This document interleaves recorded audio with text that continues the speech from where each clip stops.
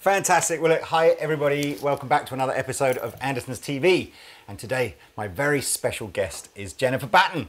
You are, I think you hold the world record of all the guests that I've ever had on here for being on stage during the world's most televised ever music event ever with Michael Jackson on Super Bowl. Yeah. So roughly speaking, approximately 2/3 of the population of the entire planet should recognize you.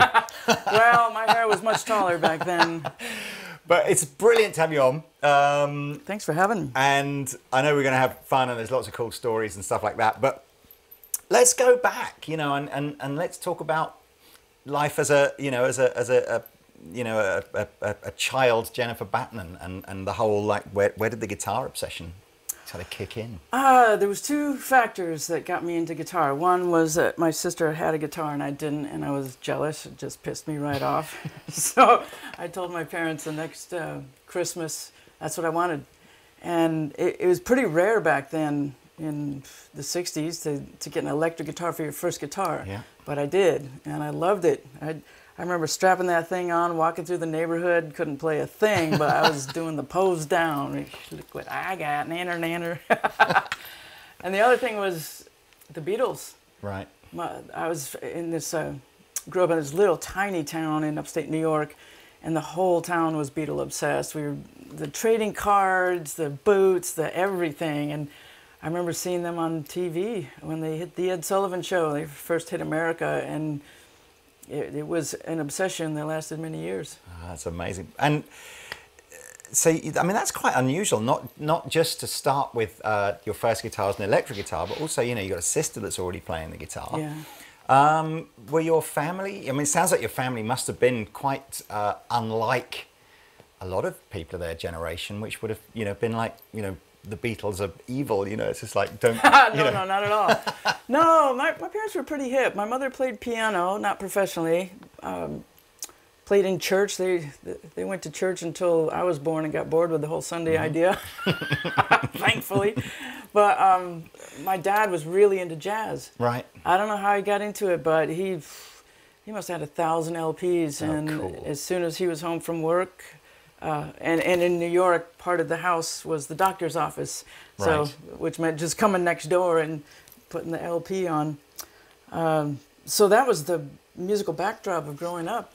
Fair enough. Yeah. But now, so obviously, you know, I think most people will relate to that kind of, you know, the getting their first guitar and standing in front of the mirror and kind of, you know, sort of posing. But where did the, you know, in terms of sort of a more formal education on the guitar, how did that kind of evolve? You know, because again, you're obviously not self-taught as such, are you? You know, No. you've got so where did that go? Well, as soon as I got my first guitar, I started taking lessons and learning how to read out of the very basic books. And I had different teachers throughout the years. The family moved to California when I was 9. I ended up with one teacher, and then we moved after a year while a house was being built, and ended up with another teacher. So one teacher was into folk, fingerpicking kind of stuff. The next teacher was into the blues. Next teacher into the rock. Yeah. The rock. I sound like an old person talking about the rock and roll.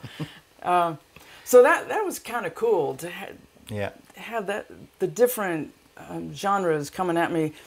But it wasn't really till I went to Musicians Institute, which at that time was GIT. It was the third class they ever had, and I was a class of 79.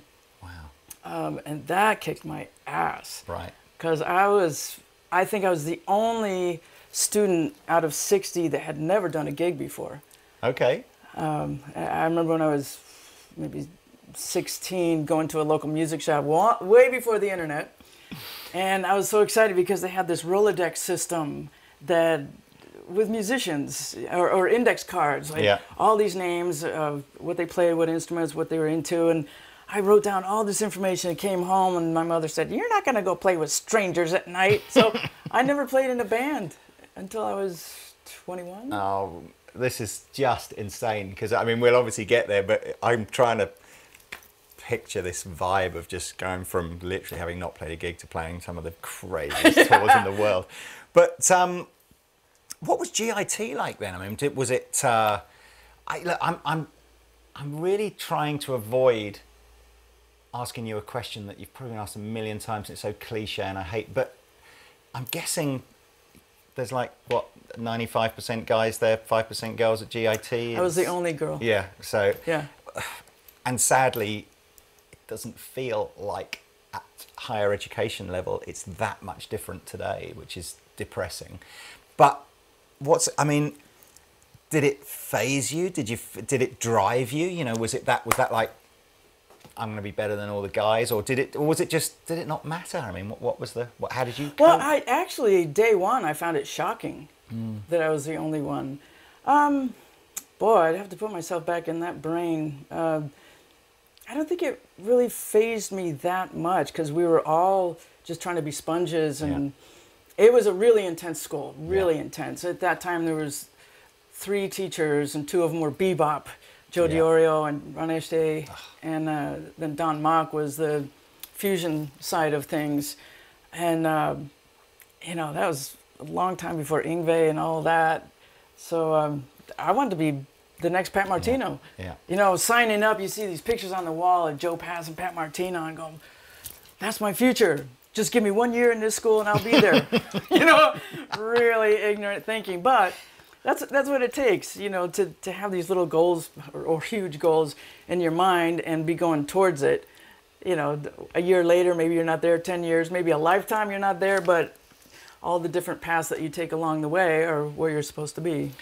Where was the, because that sort of GIT teaching methodology, I think colleges nowadays almost pull back slightly from that sort of hardcore just tuition, and it's more about, you know, how to be a more rounded musician and understand about the contract you're going to sign and all. But back in those days it was just pure technique, wasn't it? Just learn to play the guitar. I will say that Howard Roberts wrote the curriculum for it, and his idea for the school was to be a trade school so that you could actually make a living playing guitar when you get out the other side. So everybody had to go into classical, country, learn to read, ear training. It was really tough. Yeah, and it's like joining the Army. That's all I did. Yeah. You know, eat, dream, sleep, guitar, and do it the next day. I mean, that's another thing as well. I mean, you've got to. There's no, as far as I'm aware, anyway, there's no such thing as somebody that just naturally picks up a guitar and, like, you know, they put minimal effort in and they're just amazing. Everyone that gets good because they eat, sleep, drink. You gotta spend time with it for sure. Yeah. I mean, do you think that there's, you know, do you think that there's still a place for that sort of form of tuition, you know, or do you think in a certain way does it remove your personality from the way you want to play and just go do it like this, or do you still think that was important part of your sort of formative, you know, did it create you as the person? Very, very important. I just look at it as if you're a carpenter, you learn how to use a saw. We were given tools that we needed, and probably one of the most important tools was learning how to transcribe. Not that it's so important to be able to write it down, although for me it was, because I could make a living doing many different things. But just, you know, the meat of music is learning how the things that you love happened. Being able to dissect what they do. Is that a half-step bend or a minor third bend, or what kind of vibrato, all that kind of stuff. So it gave me the tools, and I can honestly say I would not have gotten the gigs I got without having that foundation. But, you know, for your own personality to show up, for me, I think it took a lot of time, because I learned tons and tons of solos. I learned all the solos on Blow by Blow and Wired, for starters. And Joe Pass solos and Charlie Parker solos, and just, putting all this stuff in the gray matter. I thought I wanted to be a jazz player for years, and then it just kind of morphed, and eventually my personality emerged and is still emerging. So you are in your late teens at GIT, not gigged, or at least presumably, maybe some stuff on campus or, with the other people on the course. Relatively quickly, you're finished there, and then things start to happen for you. So what can you tell us? Well, where does it go from there? I started teaching, for one, which was super valuable, because when you're sketchy about some things and you have to show it to somebody else, then you better nail it down. So, and I thought that was also really valuable in learning how to communicate. Yeah. Because if you have somebody, you're doing a one-on-one session and they don't understand what you're saying, you got to figure out a way that they can understand it. Yeah. So come up with different words or different ways to show them. I totally spaced on where we're going. Well, because we're sort of, in my timeline, we're sort of going from 1980, you're doing the learning thing, and I'm thinking 7 years later, you're playing the biggest tours in the world with arguably the biggest artists since the Beatles. My brain's going, how does that even happen? It's just well, I still think that. Yeah. Well, I cut my teeth playing with a cover band for years in San Diego.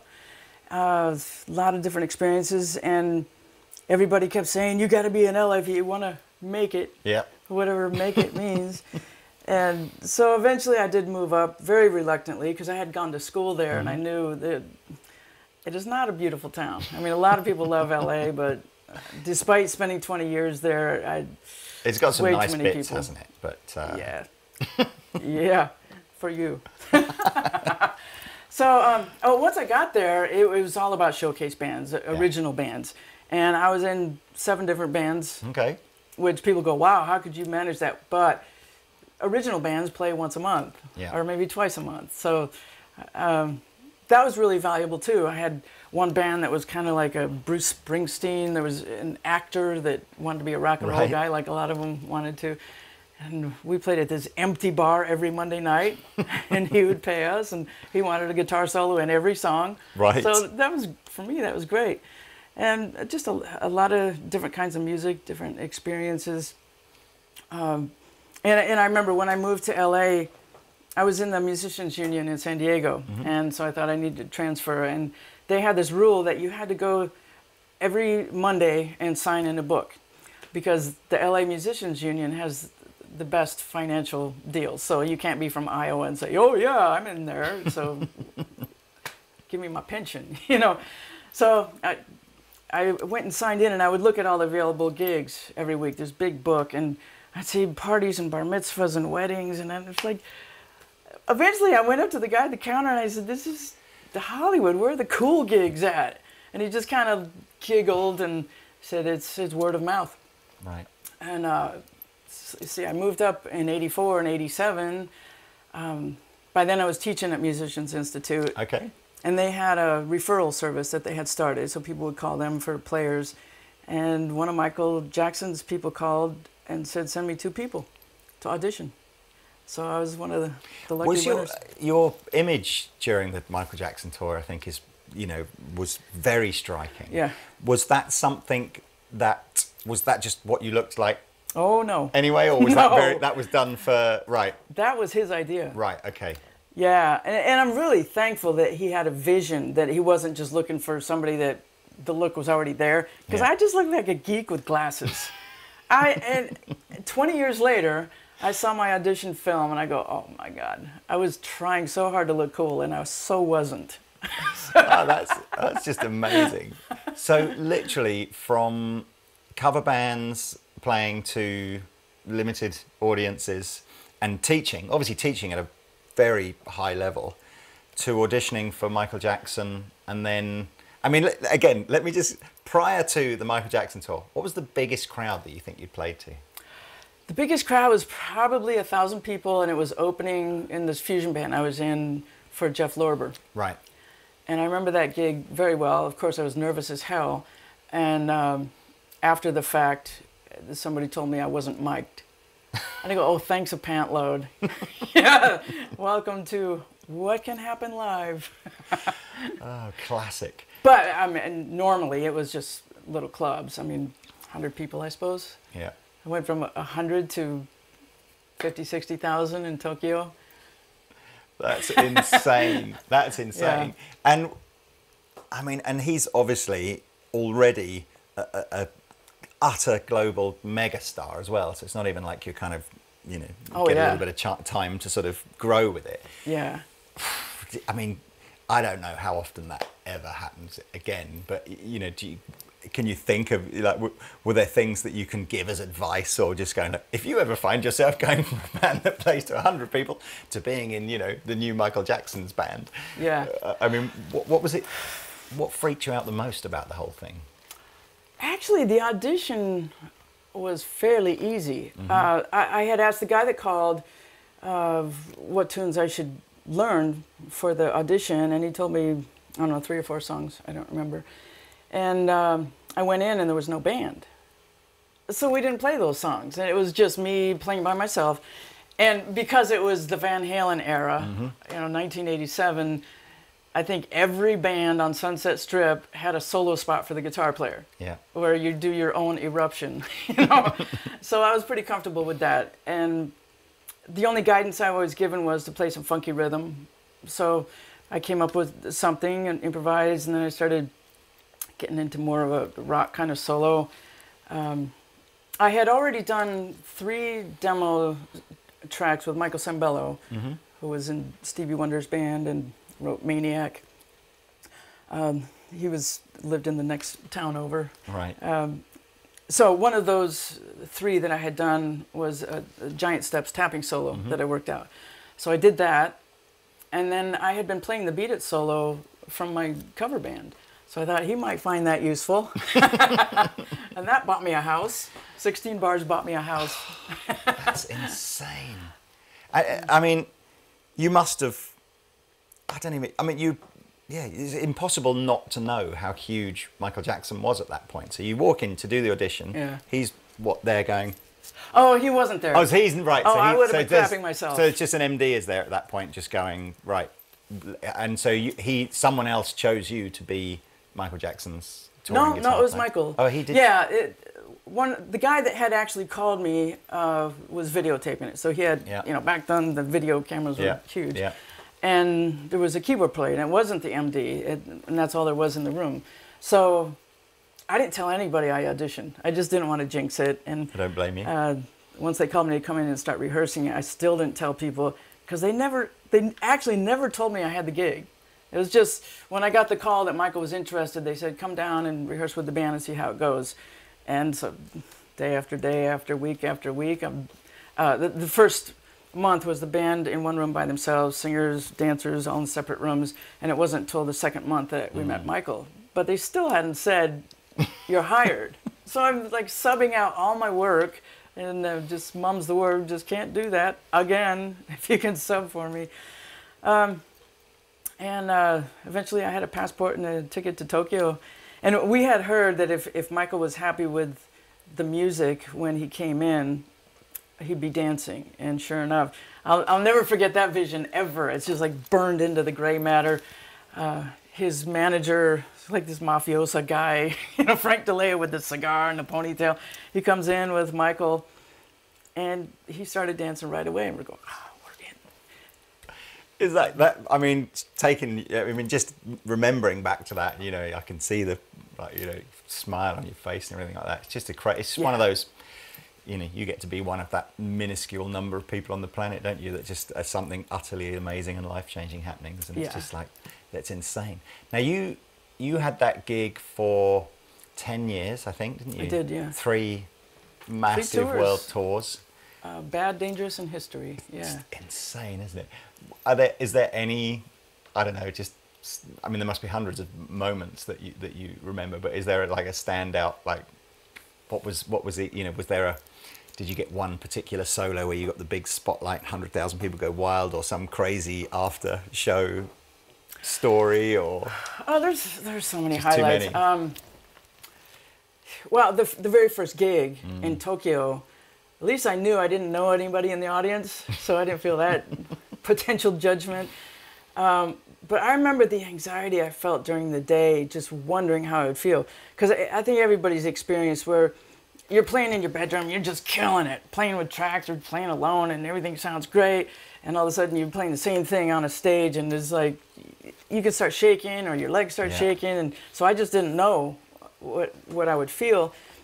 And because we had rehearsed so much, 2 months straight, long hours every day, I hit the stage and it was super comfortable. Super tight, yeah. Yeah, it was just, and because we rehearsed so much, the energy went into performing instead of like, oh, what's the first chord in the bridge? What's the next song? So that's my one takeaway when people say, what would you get from working with Michael? I go, the power of rehearsal. You just go over and over and over that stuff. And I hear people say, oh, I don't want to be over-rehearsed, but I have never felt that way. I always feel if I have another shot at doing the song, that I can do it better. And presumably, it's not like any of the musicians in the band were bad, were they? It's like every musician is right up there. It's like, and I always think that's one of those things when you get a group of super talented musicians, magic really happens, and it's just insane. It did, and they were really good people.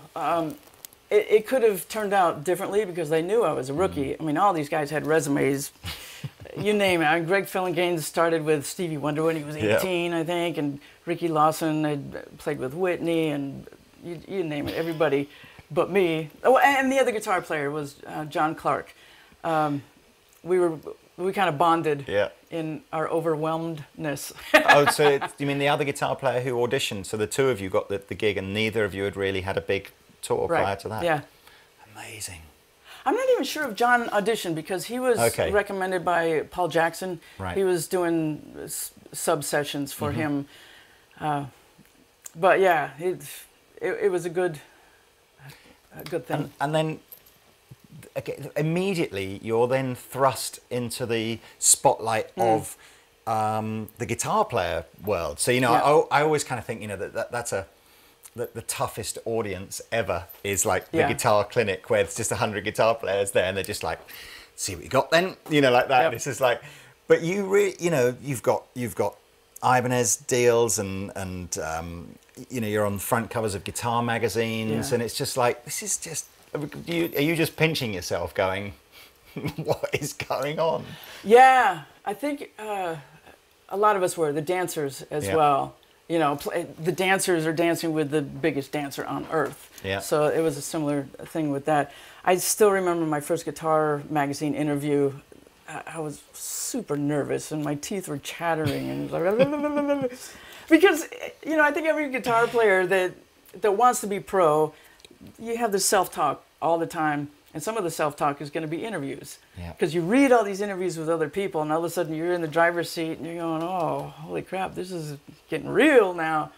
So, yeah, it took a bit to get used to. It's mad. I mean, was there any, gear-wise during that time? Were you kind of learning as you go along about the gear, or had you prior to that, during your GIT stuff, did you really know what you wanted in terms of amps and guitars and pedals and stuff, or was it, did you, in the Michael Jackson setup, did you even get a lot of choice over that? Was it just like, no, this is the guitar you need to play because it looks right, or? They said you can get anything you want for this tour, and you don't have to pay for it till the end of the tour, a year and a half later. Right. And at that point, it was discounted because it wasn't new. So, at that time, the Bradshaw racks were the thing. Right. Steve Lukather was king of the Bradshaw rack and or controller, and I mean it was before multi-effects. Right. And so prior to this, I had pedals, and I don't even remember what amp I had, but all of a sudden, I had two Boogie Mark IIIs in a rack that were going into a Strategy 400. I mean, one whole Boogie was just for clean. The other one was just for dirt. One whole rack space for reverb, another for chorus, another for delay, and a couple envelope filter pedals. And just some for lights, just to literally light up, and just to do nothing but to look like a. I used to sell those. This is pretty much. I do remember when that whole rack thing was so crazy, and we would sell spectrum analyzers. So they're just like. They serve a purpose if you're like a sound engineer. Right. They serve no purpose, and they would just have them just to be the lights in the rack. I missed out on that one. It's missed just like, and like you say, people with racks like this of gear, and now people have pedals like this that do 3 times as much. It took 3 guys to lift that thing. It was the size of a refrigerator.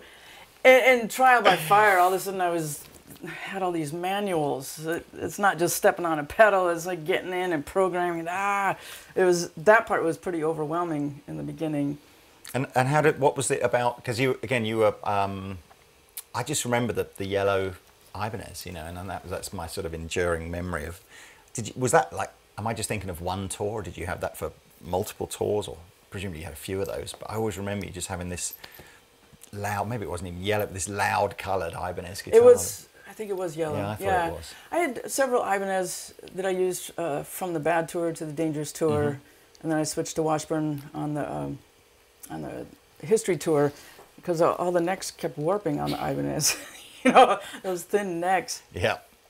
I remember one guitar, I just loved it. The neck was so awesome, and I had it in my garage in L.A., and it's called the Santa Ana Winds. The desert winds come in, and I went down to the studio the next day, and it was gone. Just damn it. Yeah. But that's crazy. I mean, and would you sort of again? I'm trying to think when you're on, that band. Probably you more so than any of the other musicians in there were really front and center as part of the show.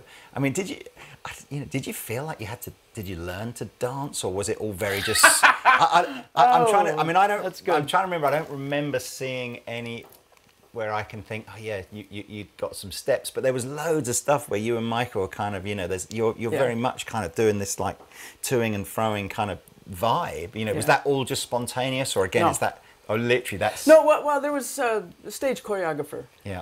So during this part in black and white, you go over and jump on top of the fan, and all this crap would come in my contacts. The dangers of rock and roll.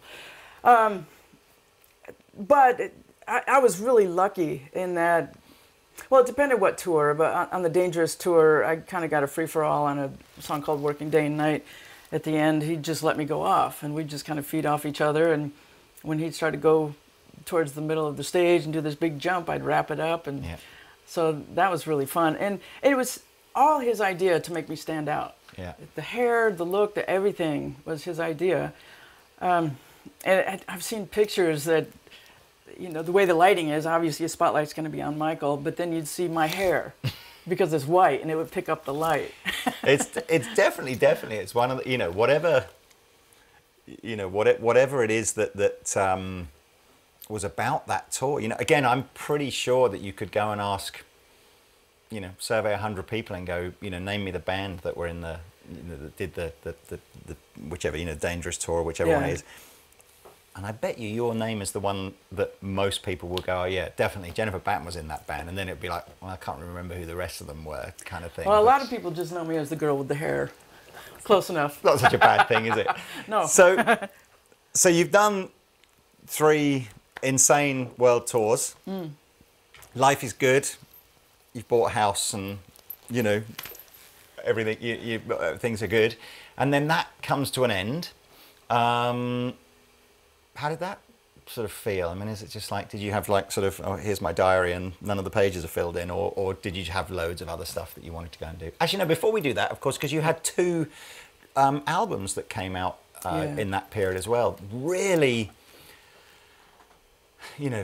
showing off your virtuoso guitar skills, and very much in keeping with the types of albums that were coming out at that time from, Steve Vai and Satriani and all the other kind of great virtuoso guitar players. Even the artwork and stuff is kind of is of a vibe, isn't it?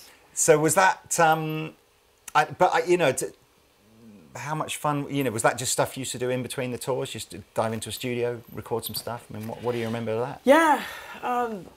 Well, after the Bad tour, I just focused on my own career, and the demos I had started with Michael Sembello, I went back and completed that, and it took years, because you know, he would get these big budget things, and then I would get the 2 o'clock in the morning times every once in a while, so it took a long time to finish. And the timing was amazing, because when it was finally finished and manufactured, he called me for another tour. So I go, it's unbelievable, because now I have the money to pay a publicist, and he's paying the flights and all the travel to get to all these different cities. So that worked out really well. And the same thing happened again for the History Tour. Had no idea when he was going to go out, what he was doing, and he called me again for that. And then I had finished the Momentum record. So yeah, if I wasn't on his tour, I was trying to get my thing off the ground and writing tunes and doing some teaching between. Have you seen a resurgence of any of that recently? Because it's that sort of the virtuoso thing. I think, you know, it was obviously huge in the 80s, and then it kind of, you know,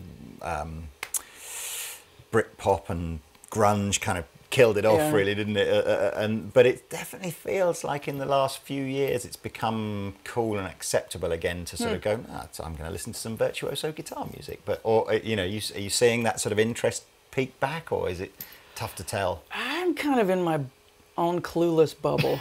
I have no idea what's going on out there. I've been lucky enough to be able to keep working, and I do a multimedia show that you'll see tonight, so do a lot of originals in that, and I seem to get work. And oh, well, good for you. Well, look, so let's get back on. So the Michael Jackson tour finishes, and then of course you go from probably the king of pop to, I guess, just the king of guitar, basically. Yeah, that's pretty magical. Phones you and says, hello, it's Jeff Beck here. Do you want to come and work with me for a bit? Or how does that work? Well, here's how that worked. There was a keyboard player, Rory Kaplan, on the Bad tour that had done some teching for Jeff when he was with Jan Hammer. Yeah. And he knew that I was a freak for Jeff Beck, and I had learned all his solos and stuff. And he goes, I'll hook you guys up. Well, he didn't do it! Bastard! So when the Dangerous tour came along, I go, okay, I know we're going to England, and I know Jeff lives there. How hard can it be? It's a small island. Probably smaller than the whole of California, so he must be there somewhere. Yeah. So actually, every country that we went to, after the shows, the Sony reps would be around, and I'd ask them, does anybody have a clue how to get a hold of Jeff Beck, invite him to a show? And eventually Sony UK came up with it, invited him to a show, VIP parking and everything. And there's 2 opening acts that went on, and then Michael canceled. I was devastated. I thought, oh God, of all the nights to cancel. So it turns out Jeff had showed up late and was turned away at the gate, and I called him the next day and said, you know, I don't know when or if they're going to make up the show, but can I meet you anyway? And he was very generous. I went to the studio. He was recording his rockabilly record at that time, and got to hang out for a bit, and, you know, bucket list. I gave him a CD thinking he'll probably never listen to it, but I made that connection. Yeah. And I thought I'd never see him again. And a couple of months later, he called me up and said, I'd finally had a chance to listen to your record properly, and let's do one together. And I just peed myself, of course. Is this really Jeff Beck? This is like one of my friends doing a bad Nigel Tufnell accent and winding me up. It really, that's mad. Yeah, that was so unexpected. And that's a different pressure, presumably, because you're now going from, I guess, a tour where it's the stage production is the sort of the overwhelming like awe of that, to just, this is going to be musically, you know, it's like if I'm not on my A game. Yes, it was daunting for sure. It's, you know, yeah. So and honestly, it was from that call to when it actually happened was 5 years. Right. And I would see him on different tours, and he'd go, we're going to do this thing. And I thought, well, I know what it's like to be inspired in the moment, and then you move on to other things. I thought, you don't have to say that. It's just, you know, just to be asked was enough. Yeah. Eventually he called up and said, I've got this tour of Italy. Come on. I had never played with him. I thought that's having a lot of faith. And by then I had 2 records out and gave him the other record. And so I forced an audition on myself just to make sure he wasn't nuts. And I had a session in Italy and booked it to London to meet with him. And I'd learned most of the Guitar Shop record and just played it in his presence, just to put that audition in my mind like that happened. And that's another one I didn't tell anybody that I was up for that gig, because that would super suck if it didn't work out. Next thing I know, I'm playing in his band, and actually, the weird thing, he invited me to New York, and at that time the band was going to be 2011 Terry Bozzio. You know, pretty daunting, right? Yeah. And so I walk in and there's no keyboard player, and I'm going, oh man, this. Yeah. He was totally happy to have me take that role, and I thought, this ain't gonna work. I mean, just the sounds alone from 30 years of Max Middleton, Jan Hammer, and Tony Hymas. And so about that time, I ended up going to a Frankfurt show and walking away with what was the fastest triggering synth at that time, called Axon.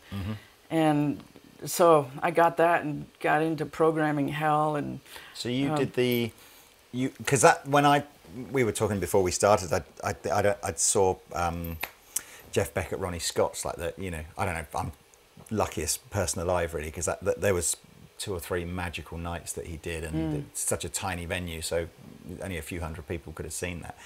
But that was the bit that I was listening to Jeff Beck playing these parts and just going, how do you get that sound? And you know, it's like, it's just unique and fat and everything. And then of course I realized the keyboard player's double tracking everything that he's playing with kind of this sort of synthy saw kind of pad like sound. Yeah. It wasn't Jan. I mean, like that. Right. Kind Sorry. of Moog kind of thing. Yeah. You'll know the name. I can't remember the keyboard player's name in that band, but it was Jason Robello. Well, that's it. Yeah. Jason Robello. So, what a band that was. Yeah. And it's when you realise that, and it's so tight, because it's like, you know, it's not that it literally did take me 2 or 3 songs to realise that there was a keyboard player tracking all the parts that Jeff Beck was playing, and I'm just thinking. But so was your job in that band to track, kind of to play the keyboard parts as he always was your job more? No, it was more pads. More just like synthy swell kind of sounds underneath. Yeah, I think I'd say probably 75-80% was doing synth, and the rest was guitar. That must have been quite, because that was back in the, you know, back at a time where the synth guitar tech was relatively new, and as you say, hadn't really resolved all the tracking issues. And I actually, the Axon wasn't working out. I mean, the tracking was great, but the sounds in the Axon I didn't like, so I got Roland 1080s for sounds, and the 2 companies talking to each other was, I'd be playing a C chord and getting a sharp 9 flat 5 coming out. Yeah. You know, I always found it was you know, there's so many harmonics that I think when you're playing guitar naturally that you either don't notice or they sound nice anyway within the thing. But I always know when you play synth stuff, sometimes that harmonic would just trigger a note and you'd be just like, it's like, that's not cool. I think a week before we went out, I switched to all Roland gear, and it was slower, but it was way more reliable. Right. So it was pretty much all pads. There were a few things like a tune, I think it was Savoy, where there's a horn section. I had to be so on top of the beat for that. It was super uncomfortable. Oh, you mean you're playing it slightly in front of the beat just so that you're allowing the tracking time so that when the sound comes out, it's on the beat? Yeah. Oh, yeah, it's a tough gig, that one. it was, and a lot of tap dancing, man, because I had a rack full of But you learnt all that from the Michael Jackson tour, didn't you? Actual tap. I'm kidding. We didn't finish the dancing thing. Yeah. It's hilarious. I can't dance, but of course I can't dance and play because I can't dance. And oh my, there was some funny times where we had this lineup in Working Day and Night where we were supposed to do certain things with our shoulders and turn around and all this crap. And I was right in front of Michael. So of course he's seeing my every move, and the next morning I get a word from one of the dancers saying, Michael wants me to help you. You know, shit.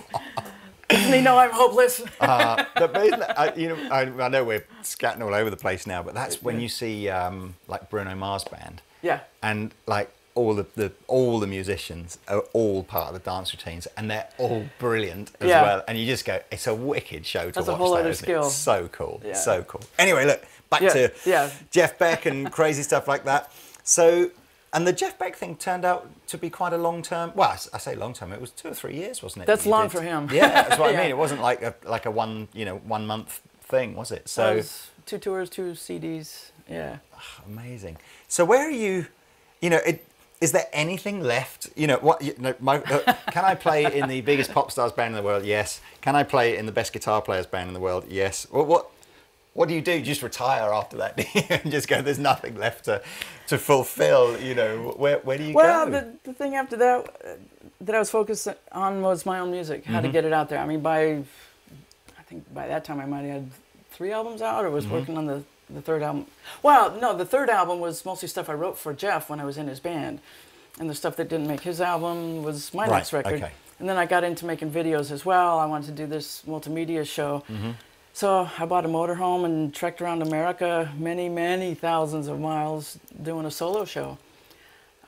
Because I was starting to think, you know, I need to take a band and take it out on the road, but I don't like being a leader.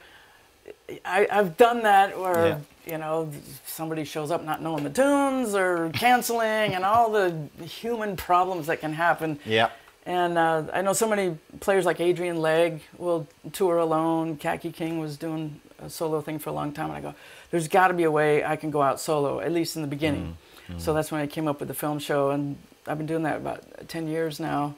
And a lot of other things. It's strangely, for the first time in a long time, I don't really have a goal.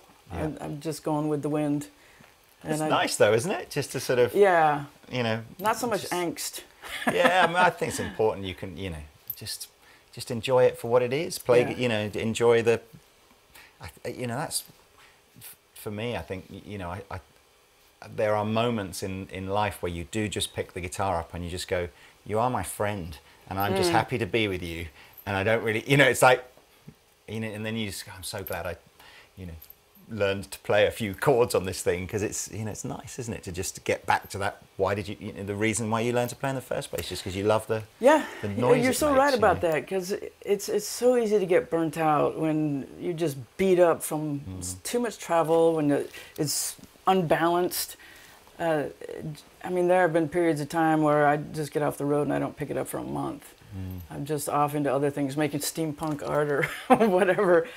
And that's actually really healthy, because it's, when you get back to it, it's a lot more fun. I mean, mentally, maybe not physically for a minute, but yeah. So I think I'm gonna. I want to do a little bit of a gear nerdy sort of focus on this. Maybe we should talk about the steampunk thing as well, although that's not, you know, that's just cool, not guitar-y. But so gear-wise, you have obviously honed your rig down from this like Bradshaw, you know, need a removal van to get from one venue to the next, to just about the most portable that it can possibly be. Is that, are you just sort of, are you just over it now, in the sense of like, you're just over the 4x12, need everything, and you're just going, you know what, if it sounds fine and I'm plugged in 2 minutes? Or where are you kind of at? After the hernia surgery, I see. Yeah. I am forever dreaming of things that are lighter and more compact. And, you know, I know one day there will be great sounds in an iPhone, and that's all I'll need to go direct. Not quite there yet. But a couple of years ago, I ended up at Thomas Blug's house. Yes, the lovely Thomas. Crazy Thomas. So yeah, tell us about you know, how long you've been using the Blug one, and what it is you like about it. He told me I'm his first customer. Right. Okay. Yeah, because when I went to his house, he had just finished the prototype, and he had me plug in right away. And I go, oh my Lord, when can I get one? And it was torture. Yeah. Waiting and waiting and waiting. I want it. And meanwhile, I'd be going on a plane and just breaking my back and blah, blah, blah, blah. So this thing's less than 3 pounds. It's essentially a 100-watt vintage Marshall with 4 channels, MIDI capable, and programmable. And I have it set up now for my 3 favorite sounds. Yeah. Which would be So clean.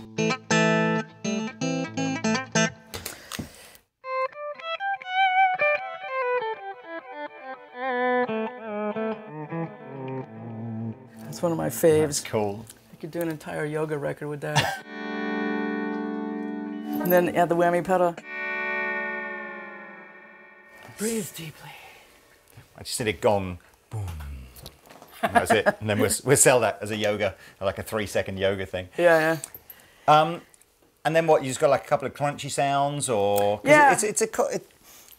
It's almost. I think people see that and they just go, "Oh, it's too small. I won't like it. I'm not even going to try it." But it is quite weird, isn't it? It's like it is 100 watts. There is a valve in it, so it's got that kind of slightly chewy, organic kind of vibe that you want. And it's super compact and it does heaps of stuff. I mean, it's not to like. It's revolutionary. So you really need to educate people. And I've done clinics for other gear where I'm talking about this, and I say just what I said. It's a 100-watt head.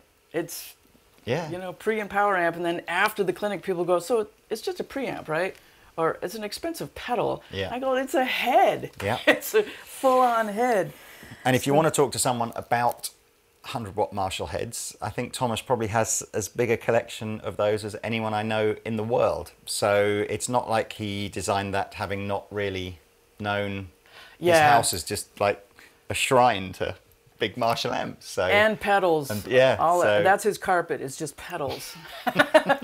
Yeah, I mean, thankfully there are people with patience that are so interested in tearing things apart and figuring out what they're about and how to make it different and better and smaller. And because he's such a great guitar player, he knows what guitar players want. Yeah. As opposed to some companies, which I won't name, have engineers that are brilliant engineers, and they come up with these ideas, and I read the ad and I go, oh, I have to have this, and then I get it and go, that sucks, and just throw it to eBay. So it's very different when you got a great player tweaking out this thing. Now obviously if you're using effects as part of your rig, you got the particularly the swell sounds and the whammy, and you got some quite nice compressed sounds and stuff like that. What's the using a pretty affordable kind of Digitech thing? Is that something you really just take out for clinics, or has that been part of your rig for a while? I've been using it because whatever I take has to fit in my suitcase, and every year it seems like you get less and less weight you're able to take. Yeah. In fact, I know going home I'm going to have to pay excess luggage just for this. Having said that, though, I did lift your red suitcase up the stairs, and I'm not surprised you need excess weight for that. Yeah. Well, I've been with Digitech for maybe 25 years or so. Long time, since they came up with the whammy. I was one of the first whammy customers and fell in love with that. For sure. So I've been using this for a couple of years, toss it in the suitcase and have different gigs programmed in it. And I like a lot of the sounds. I'm looking at the Boss 1000 now. Yeah, GT 1000. Number one, because it has MIDI, and for some reason Digitech failed to put MIDI in this. So, if I have MIDI, I can step on one button and it'll change my amp channel. Now I'm doing too much tap dancing, and in fact, a lot of times when I want to go to a clean sound, I'll just use the neck pickup and roll off. Yeah. Because it's less work than doing all the tap dancing. So, I don't know what it's almost like, can't decide what Digitech haven't really made a splash in the multi-effects format for ages, have they? It's almost like they gave up on it. Sort of given up, haven't they? They do the individual pedals, but the GT1000 or a Line 6 Helix or something like that would be perfect to use. The Helix is 15 pounds. That is not going in my suitcase. You've got no offense, Line 6. No. There's the Helix Effects, which is it's the cut down version of the Helix with no amp modeling. Oh, okay. Yeah. But once you put an expression pedal in it and a volume pedal, it's going to weigh the exact same as the GT. I think it's fascinating now that professional touring guitar players, and you are absolutely not in the minority here. Professional touring guitar players, they're just going, before I've even plugged something in, is it small, convenient? Yeah. Is it, and it's amazing now, isn't it? They're really, nobody's obsessed anymore with, Marshall 4x12s or anything like that. It's like, yep, if I can have a little box like this and it makes the sounds that I want it to make, sign me up. It's like... Well, unless it's a big money tour, unless Michael Jackson's going to haul a rack around the world. Yeah. You know? Yeah. Or Jeff. I mean, I feel so bad for him. I know the money he put out carting all my crap around the world, a rack of synth gear. Now I'm using the Fishman Triple Play MacBook Air. That's all you'd need. You know? Sorry, Jeff. Well, that's fair enough. So, and let's have a look at the guitar, because it's obviously at its heart a Washburn Parallax, which I must admit, when I first saw these, I thought the neck, because the cutaways off of the old Nuno Betancourt model, isn't it? Like that, which is super cool. You know, I had seen Nuno's guitars forever and didn't realize what this was. Yeah. It was the Stevens cutaway, which is a very, very different design. And so you get way more back of the neck material up here that makes it super easy to get up to the very last fret without hurting yourself. Yeah. And then so you've taken that as the sort of the basic guitar, but you've gone down the so you've got the Fishman. Is that the Fluence or the So you've got a Fluence set. I got the modern here, and this is from their Stratocaster set. Right. But because it's 24 fret, it doesn't have the Strat spacing, so it's a bit different.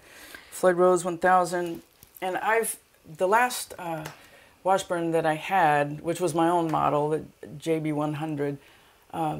Had a Gibson scale, and I just didn't want to switch at this age. Yeah. so this is a short scale neck, which is custom. Right. So you're on the well, that makes a lot of sense. I mean, there's a huge difference if you've played everything on 24 3/4 inch scale, and then all of a sudden it's like you know. Ow. Yeah, please, everything, every bend now is noticeably more effort to go in to make this. Yeah, I totally understand it. So what Washburn basically just customized a parallax for you to just take the scale length down a bit. That's cool. Yeah, I actually have 3 of these, and I have different pickups in each one. I have one that has the Fishman Triple Play built in, so I don't have to stick the external one in. Yeah. This is the frame for the Triple Play hex pickup, and then the controller comes over here. Regular 5-way switcher, very basic volume and tone. This is my string damper. It's a great idea. And the before and after, why I use it. I first started using it for tapping. Right.